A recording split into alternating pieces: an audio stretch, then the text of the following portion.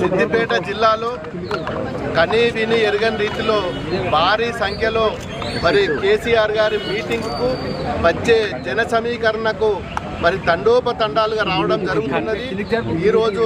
Congress party కానీ BJP party కానీ ఆ పార్టీల విధానం కానీ వారు చేసే పనుల మీద కానీ పూర్తిగా మరి ప్రజలు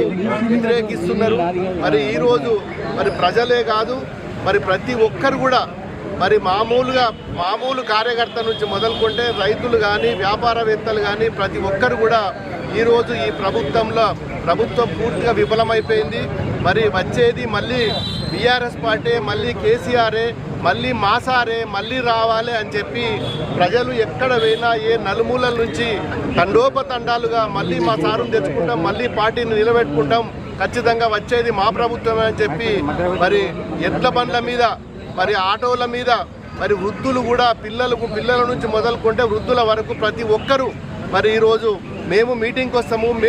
వస్తాము మాకు వాహనాలు పంపుండ్రు అని చెప్పి మరి అన్ని గ్రామాల నుంచి కూడా మరి ఎంతోమంది తండోపతండాలుగా రావడానికి సిద్ధంగా ఉన్నారు. ఖచ్చితంగా మరి ఈ మీటింగ్ ఏదైతే ఉందో ఎల్కతుర్తిలో 100% 100% విజయవంతమవుతుంది. మరి పూర్తిగా ప్రజలు కూడా రేపు లోకల్ బాడీల సిద్దిపేట జిల్లాలనే కాదు తెలంగాణ రాష్ట్రంలో ప్రతి వార్డు నెంబర్ నుంచి మొదలుకుంటే ప్రతి ఒక్కరు కూడా మరి రేపు జరగబోయే లోకల్ బాడీ ఎన్నికల్లో కూడా